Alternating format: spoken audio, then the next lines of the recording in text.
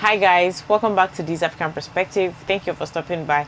So the job market is really bad and has been bad for a few years now, and we know like it's a literal struggle to be unemployed right now. This is the worst time to be unemployed and be searching for another job because it takes years, some people months and months and months, about 8 months for them to be able to get another job, and it could actually be them even going for a job that they have more experience for, but they're just doing it. There's not a lot of options out there, and also people that are actually working, dealing with layoffs and all sort of things, all sort of ways where companies are trying to reduce their costs.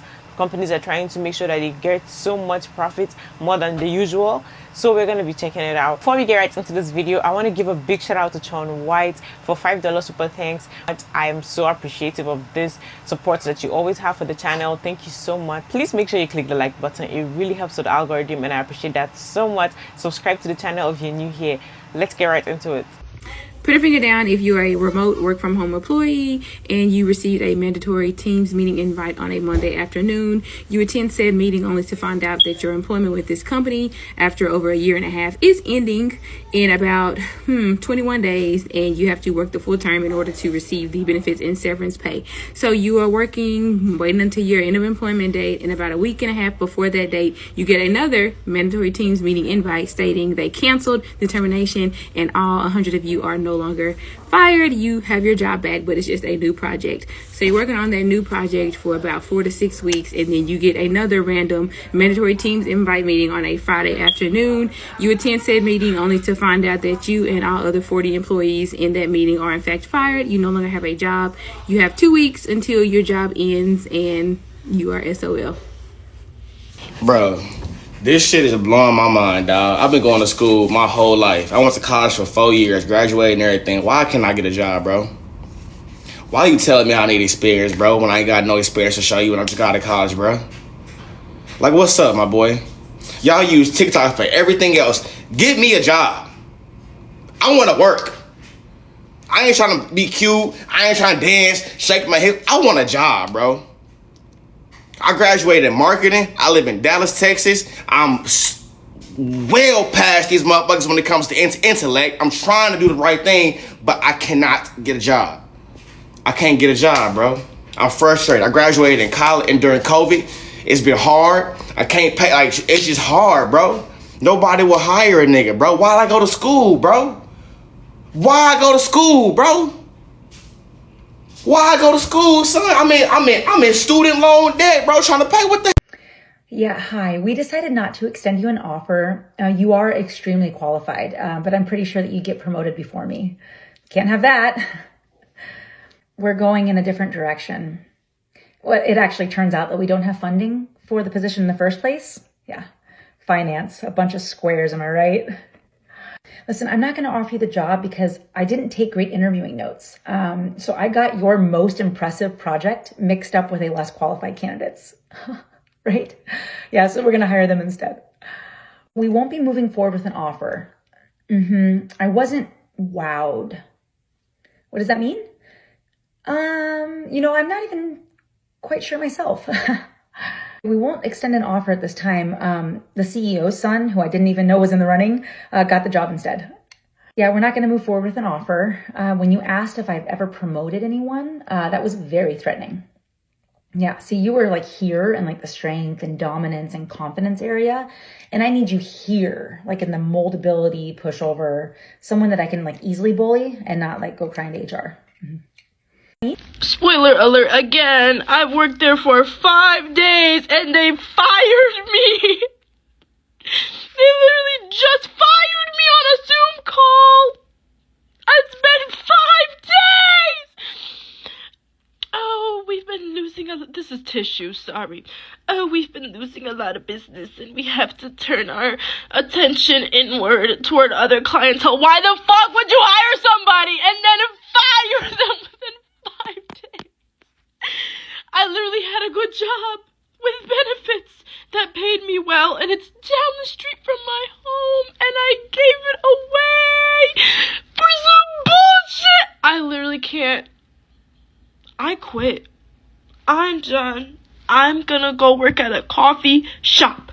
I'm gonna go work at a coffee shop, and that's gonna be my life. I quit. I don't want to do this anymore. They don't want me to tell you this. HR does not want you to know that the reason that you're having these long, drawn out interviews, let that be a red flag. If you say, I've been interviewing, I done went to 4, 5, 6, 8 interviews. I'm now about to get to the VP, and then I don't get to meet with the CFO. And that is a red flag. That means they do not have an organized hiring process, and they do not have a sense of urgency. And I can promise you, like 99% of the time, that onboarding is also going to be a nightmare. Getting your laptop, your email signature, your login, your badge. They won't have that ready for you either. So just cut it off. Like at that third interview, and they aren't talking about compensation and salary, and you're not coming back and forth with counter offers, move on. Other companies know they want you and they can see your value right away, and they start promoting you or pushing you to other people. To be very honest, majority of people are actually looking for jobs right now that are dealing with all those companies and dealing with all the games that they want to play. Most people do know that there's the red flags. Like those things are basically like the red flags are just there, and everything about those companies are screaming red flags. Even the ones that will hire you immediately and want you to immediately start working. Like in some places where usually it takes a little bit of more processes. There are just so many companies that have so many red flags right now, and the only reason people are taking it is because they don't have options. Like, to be very honest, most people are very desperate right now, because imagine somebody who has been looking for a job for about 8 months, have been applying to jobs every single day of those 8 months that they've been unemployed for. Multiple jobs, not even just one jobs. They've just been doing it about more than 1,000 jobs, and then they get somebody who tell them, hey, like, I want to hire you. Like we would just go through the interview process. They would see so many red flags, but what are they supposed to do? You're just gonna sit down there, your unemployment check that you get, that's if you even get it, it's about to be over, and then you're just gonna just take whatever you get. So that's the situation that most people are actually in. People are working jobs that they don't want to be there for. Some are actually wanting to quit the jobs that they have, but because they see how the job market is, because they wherever space they are in are so toxic for them, they are not okay. So, but they cannot just say, oh, I'm just gonna quit right now and go and join the other people who are there searching for jobs. And then there's like extra competition for just few of the jobs that are really hiring. Why are all of these places hiring, but like won't fucking hire someone? To be honest with you, it is not only the worst job market that we've seen in a long time, but you also got companies playing a lot of games here. Number one, companies are saying that they're hiring. They put a candidate through the interview process, and then they don't hire anybody, and then they repost the job again. And you know what's even worse, everybody? So you see all these jobs, right? All of them say promoted on LinkedIn. So companies are spending money to find candidates to apply to their jobs. Yet the crazy part is that they're not hiring anybody. And then you got companies like this who are not even paying anything to work for them. Or companies that give you a salary, but they give you a range that's just like, you don't even know what you're going to be making. And to keep on going, you got jobs that have been here for 2 months or more. Those are either filled or they're just being super picky of who they're trying to get for their company. I can talk about this all day, but I think the biggest thing for job seekers is that you all are applying to hundreds of roles and you're getting rejected by most of them. I see videos where people are applying to 100 jobs, 1,000 jobs, even someone who said they applied to over 10,000. The best thing I can recommend you is to create a resume tailored towards the job title you're going for, and then start to network with recruiters and hiring managers who are actually hiring. And one last thing is that don't get down on yourself if you get rejected from a job or someone doesn't respond to you. Because at the end of the day, you only need one response and one yes to land a job. Hope that helps. And how did you know all this? Because you follow me, Jonathan Words of Wisdom. Here are 3 things to lie about when you get a new job. Number 1, you have kids, no matter what. Those doctor's appointments, that equals a lot of days off. Number 2, you have 2 sets of alive grandparents. It's 4 funerals that you could attend if you need a day off. And last but certainly not least, you're a team player.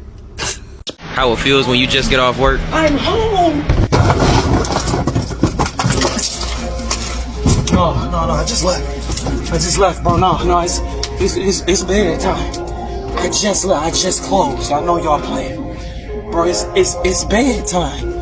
I just left. It's bed. It's not a coincidence that you keep seeing people right here on this For You page telling you that they have applied to literally thousands of jobs and can't seem to secure one.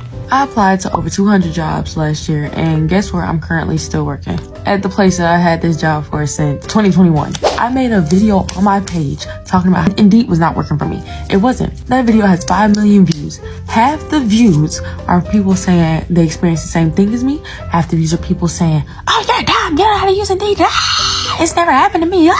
What I've learned about Indeed is that with certain fields, it definitely works. If you're in tech, the medical field, engineering, probably something else, I've heard that you get great results from in there. If you're in like the marketing or creative field, you have to pay attention because there's a lot of scams out there. Another thing people are saying is, I always go to the job, to the website, and I go to the website every single time, and actually that's way more efficient. But I want y'all to understand, doing these job applications is not just the easy task. Some of those easy applies you can't even easy apply to, and I would suggest everybody read the descriptions. In the bottom, they'll be like, don't easy apply to this or else your application will be disregarded. Does it look like anybody has time to play games right now? If you want people to go to your website, don't put it on easy. I don't know what to tell you. I'm so sorry to tell you. I mentioned that ever since I had my resume on Indeed, I was getting all these spam phone calls from jobs I hadn't even applied for. And people were saying, well, turn off the contact thing. I went to turn it off because why was it already off? And as soon as I deleted my Indeed account, guess who stopped getting them calls? I just hope y'all make it out here because we don't have time for games. I've been applying to jobs nonstop, and I'm at a point where I stop looking at the companies and I just look at the responsibilities, and as long as I can do what's listed on the responsibilities, I'm gonna apply. So I applied for this one company and I was like, this sounds familiar, but I really don't know what they do, but I'm gonna just apply because it looked like I can do the job they're looking for. But they just sent me an email talking about we have some preliminary questions that we need to ask you before we can decide if we want to move you to the first round of interviews. And I'm like, that's weird. Like, don't you ask the preliminary questions in the preliminary interview? Y'all, I'm looking at the questions. I applied to work for the company that does like the technology for jail calls. So I'm looking at the prelim questions, and the prelim questions look pretty normal. Like, they look like the same questions that you would get asked in a prelim interview. Until I get to the last question, and it says, do you feel comfortable pulling up to the jail to see how the systems work? Me? In prison?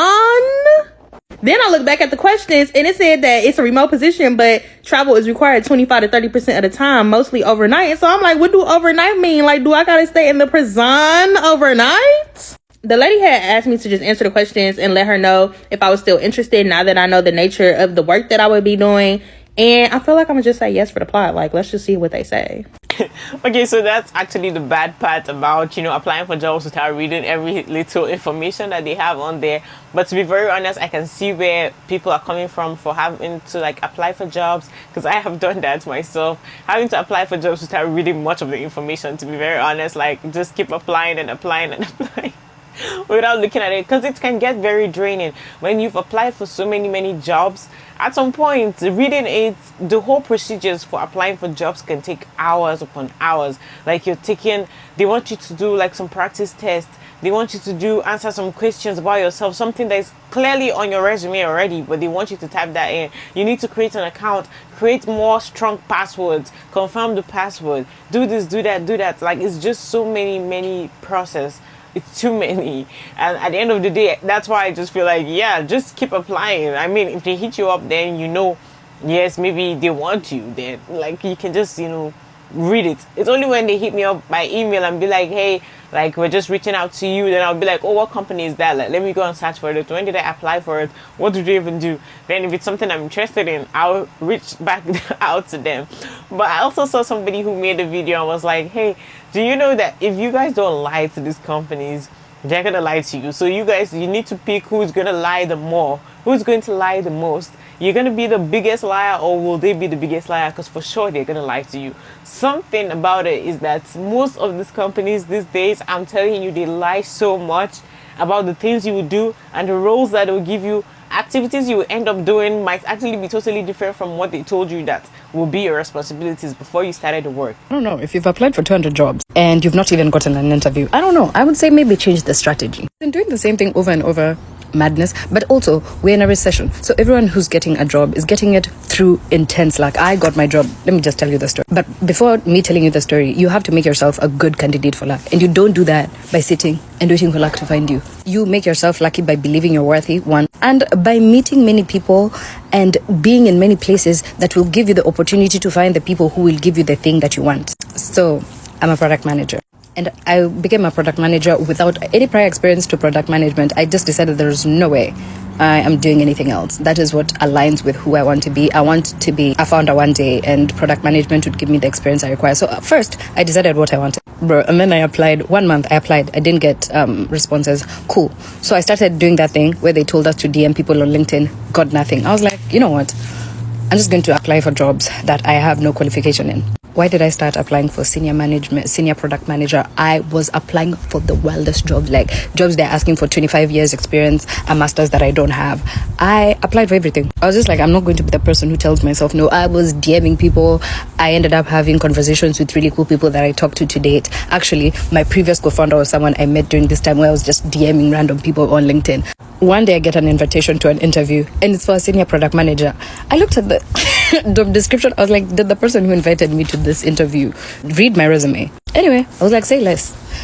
I was ready to attend the interview, and then like an hour before the interview, they were just like, on second thought, we don't think you're qualified for that. They end up DMing me a week later and invite me to an interview for a job that was not publicly placed. I think it was an internal listing. I don't know. Anyway, they invite me to this job interview. There were like 5 stages, but I bodied it. When I tell you, I was on those YouTube videos watching everything to do with the interviews that this company does. I was on my Zoom. And then also because I had DM'd all these random people on LinkedIn, I got a lot of people to just give me interviewing tips for this specific company that I wanted to work at. Do you see what I did there? I made myself a good candidate for luck. Because we're in a recession. No one's going to hand you a job on an open platter unless it's your father's company. So I don't know. I need you to start trying to make yourself lucky, my love. Looking for a job in 2024 is the most demoralizing thing for your spirit. There should be no way that people are applying to 100, 200, 300, 400 jobs and getting a total of 1 or 2 interviews. And it's crazy too because not even low-paying jobs are hiring right now. I remember 2 or 3 weeks ago, I went to a job fair, right? And I introduced myself, right? And she goes on to tell me, right? This job fair is supposedly a hiring hall, right? There were people interviewing, throughout the event. So I was like, okay, cool. I go up to her table and she says, oh, we're not hiring, just apply online. Why are you even here? Mind you, she didn't even talk about any of the programs her company has. She didn't talk about internship opportunities, none of that, right? Like no paperwork, nothing. I was like, are you serious? I feel like you're just wasting my time at this point. I have my dream job interview tomorrow. That's so funny. I promised you an update. Here it is. This is me 2.5 hours after my interview, still in shambles. I want to tell you guys some of the things that were said and done in this interview that resulted in me getting in my car and sobbing in spite of the fact I was invited back next week. Off the rip, this guy was saying things that were just so unprofessional. I sat down and one of the first things he says to me is he looks at me and goes, "You're wearing makeup?" And I'm like, "Yeah," which clearly looked better than this right now. And he goes, "No one here wears makeup." And I was like, "Not even the clients?" He's like, "No." No. I was like, "Oh, is that a problem?" He's like, "No, it's just interesting." And he's like, "Look straight ahead." So I'm looking straight ahead in this room. He gets up out of his chair, comes 2 inches from my face and is looking at my eyeball and just looks at it for 30 seconds. I look at him, I look straight ahead. He sits back down and then asks me one interview question. And I'm just thinking, what the hell did you just do? What did you do? What was the purpose of that? And then he asks me if I was nervous about the interview. And I'm honest, I was like, yeah, I was nervous. And he's like, "So what are you nervous that we're going to find out about you?" And I was like, I was taken aback. I was like, I'm not nervous that you're going to find out anything. I'm nervous because this is a job opportunity that is really exciting for me. It has everything that I'm looking for. And I'm just nervous I won't land it. Not that you're going to find out anything.